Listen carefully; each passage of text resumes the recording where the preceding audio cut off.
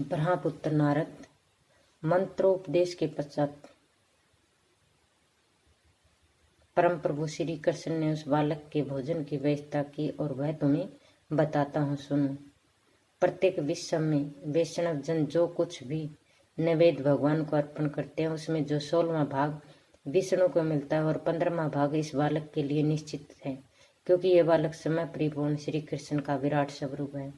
वे परवर सर्वव्यापी श्री कृष्ण ने उत्तम मंत्र का ज्ञान प्राप्त करने के पश्चात पुनः उस विराट में बालक से कहा, पुत्र, तुम्हें इसके सिवा दूसरा कौन सा वर अभीष्ट है, यह भी मुझे बताओ, मैं देने के लिए सहर्ष तैयार हूँ। उस बालक ने कहा, प्रभु, आपके चरणों में मेरी अविचल भक्ति बनी रहे, मैं यही वर चाहता हूँ।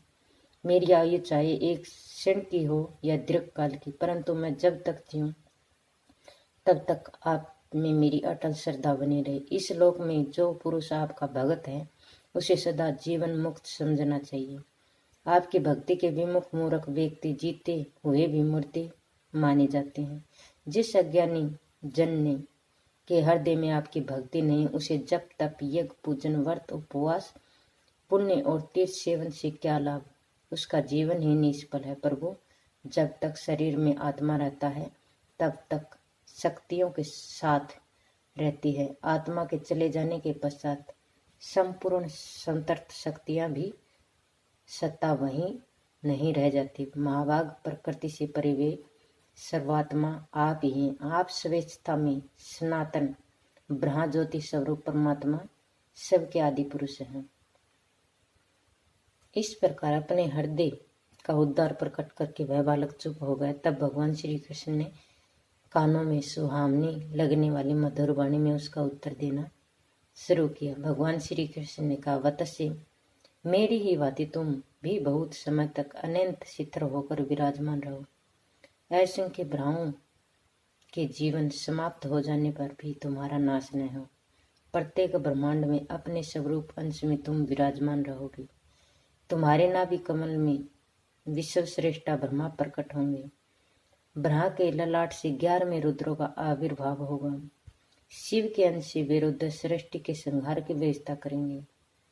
उस 11वें रुद्रों में कालग्नि नाम से जो प्रसिद्ध है वही रुद्र विश्व के संहारक होंगे। विश्व की रक्षा करने के लिए रुद्र के अंश से प्रकट होंगे। मेरे वर के प्रभाव से उनका हृदय में सदा मेरी भक्ति बनी रहेगी। तुम मेरे परम सुंदर स्वरूप को ध्यान के द्वारा निरंतर देख सकोगे। यह निश्चित है कि तुम्हारी कमनीयता माता मेरे वृक्ष स्थल विराजमान रहेगी, उसकी भी झांकी तुम प्राप्त कर सकोगे। वत्स्य, अब मैं तुम्हें गोलोक में जाता हूँ, तुम यहीं ठहरो। इस प्रकार बालक के कहकर भगवान श्री कृष्ण अंतर ध्यान हो गए। उसे गोलोक जाते क्या देर है। वहां पहुंचकर उन्होंने तुरंत सृष्टि की व्यवस्था करने वाले ब्रह्मा और संहार कार्य के कुशल रुद्र को आज्ञा दी।